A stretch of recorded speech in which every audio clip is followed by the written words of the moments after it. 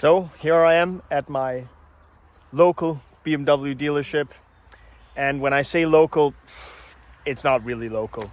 To be honest, my nearest BMW dealership is an hour and a half away each way, so it's a 3-hour round trip including the time for service. So I took my 2019 BMW R1250 GS Adventure for its annual oil check service, just a regular yearly service, annual service. And this is my conundrum. So I know how to do an oil change on a bike. I know how to do a normal service. This not including adjusting valves and stuff like this, but like a normal yearly annual check. I know how to do this. The problem being, this is a very expensive motorcycle. Even though it is 5 years old at this point, it's still a pretty expensive bike. So I don't really feel that keen on doing this stuff myself, being that it might depreciate the value of the bike. So the conundrum is, being that I bought a BMW, I feel I need to take it to a proper authorized BMW dealerships.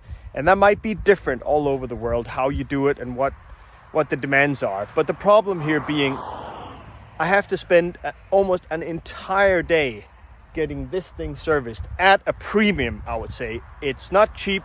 I don't expect it to be cheap. BMW is a pretty expensive luxury brand, and so would the service be for servicing the bike as well. But being that, still, it is pretty expensive. And if I take my time into consideration, that doesn't exactly make it much cheaper, does it?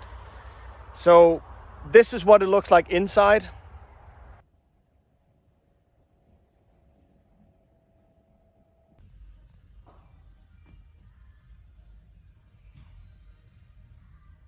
And as you can see, there's nothing wrong with all the facilities inside, but I know who pays for this, and it's me as a client at the very end. I pay for it when I buy the bike. At first, I buy the bike at a premium.